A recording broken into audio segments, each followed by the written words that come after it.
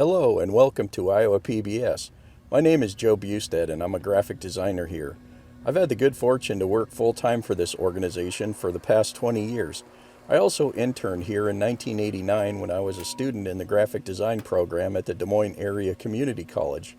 As a youth and through high school, I was always creative and I took as many art and media classes as my small school offered. The primary role of a logo is to identify. A logo is the face of an entity, in this case a television show, website, social media entity. This entity has a name, and because we live in a cluttered visual society, we must have a unique visual symbol that people will notice, identify with, and remember that separates this entity from the others. Like the face of a human, a logo is the face of a brand. What is a brand? A brand is the way a company, organization, individual, or in this case, a television show is perceived by those who experience it. Hi everybody, we are going to do a STEAM activity today, and it is STEAM because it includes art. So what we're going to do today is we are going to create our own logo. That's right, for you.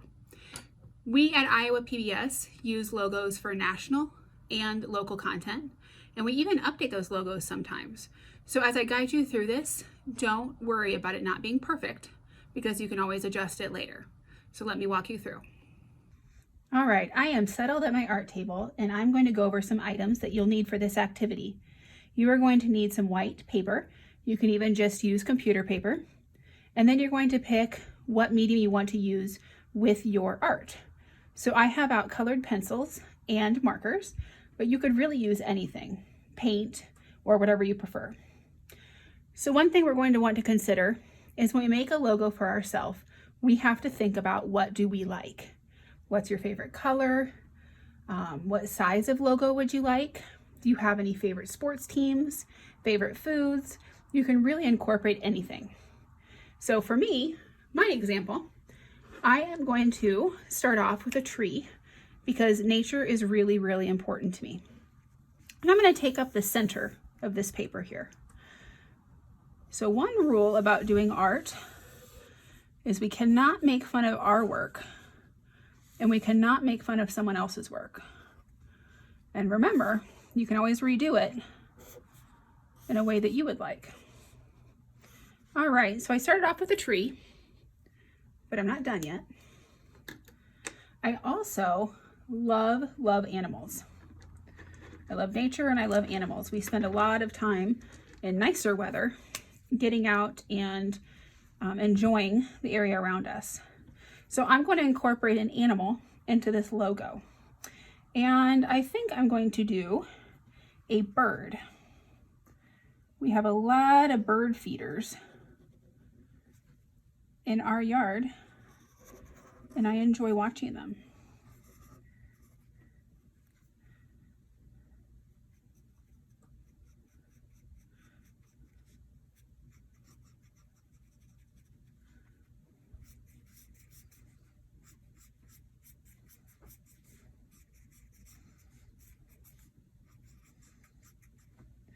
All right, let's give it a little beak.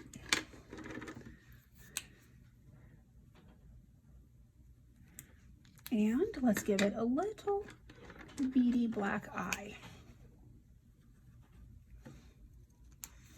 All right, on the other side, I am going to draw a tent because we do a lot of camping. So I'm going to use this tree to kind of divide my things in half. And I'm going to draw kind of a traditional tent, even though that's not really the kind that we use, but that's okay. All right. Okay, now I'm going to draw stakes on my tent, like older tents, to hold them down. And then I also really like flowers. I do a lot of gardening. So I'm going to draw a circle around here. And I'm going to draw little petals all the way around. So I went ahead and finished my petals all around the flower, And then I went in and did dots that are kind of like the seeds in the middle. And I accidentally made a dot there. But remember, we're not going to worry about those things. So I have my tree that represents nature. I have my bird that represents going out and seeing animals. And I had my tent that represents camping. And then my flower represents that I love to garden and be outside and plant things. So this is just an example of making a logo. There are unlimited possibilities that you can do with yours. I challenge you, do you think you could make a logo for somebody else? Think about what they like and design them a logo.